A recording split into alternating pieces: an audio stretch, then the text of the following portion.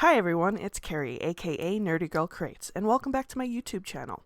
Today is Manga Monday Reviews, and we're going to take a look at Black Clover, a 30-plus volume series written by Yuki Tabata, published by Jump Comics and the weekly Shonen Jump magazine. It is a fantasy novel that focuses on two orphans, Asta and Yuna, both who were abandoned at the same time on the steps of a church. It's obvious to the priest who takes them in that they're not related because they physically do not look alike at all and their personalities are drastically different. In this particular world, magic is king. Everybody possesses some form of magical ability, and Yuna, when he grows up, becomes like a magical prodigy. Everybody's in awe by his abilities, and they can see him rising to the highest ranks of the Magic Knight squads. Meanwhile, Asta is the complete opposite. He does not seem to have any magic abilities, which frustrates the orphan, especially since he's in a competition with Yuna to become the legendary Wizard King. When the two become 15, there's a ceremony where they're brought to a special place where there's a library of books known as grimoires, and these grimoires are like a spell book, and the books select the individual that they will become part of. And Yuna ends up with one of the most highly desired grimoires, which is the 4-leaf Clover grimoire, because it once belonged to the actual Wizard King. Meanwhile, poor Asta stands there and nothing. He gets nothing. But later on, when Yuna is attacked by a thief trying to steal his grimoire, and Asta comes to his defense, a mysterious grimoire with 5 clovers on it appears, and in it contains a sword, giving Asta some form of magical ability when wielding it.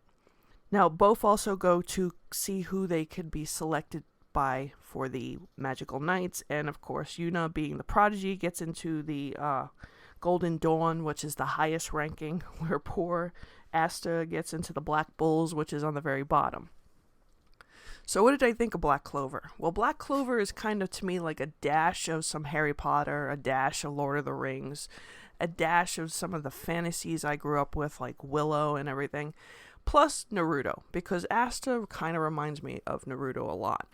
He's very frustrated. He wants to prove to everybody he can be something great, and his goal is to become a Wizard King, even though he has no magical abilities. It's kind of like Naruto trying to prove to the village that he could become Hokage and then he would gain some respect. Yuna, on the other hand, is much more laid back and quiet, yet he has this control over magic that makes you wonder where he originally came from.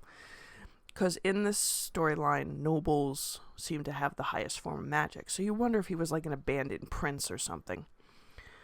There's a good mix of comedy, there's a good mix of drama and suspense and action in this. Though at times Asta does kind of like grate on me. It kind of reminds me like with early Naruto. In the beginning I was kind of like getting annoyed with him after a few chapters. I think he didn't really start to like stick to me until like later in the arcs, like right before the Shippuden line that everybody's familiar with started, when he was dealing with Sasuke running away. And I kind of feel like you might be getting something like that here with Asta. He's like got this misfit group he's now kind of has to deal with. And despite him not having any magic, they kind of welcome him in the ranks. And the leader of this group actually took the opportunity to bring him in, despite knowing that Asta has no magic. Now, of course, there's a villain brewing in the background, and I'm going to be reading on with the chapters.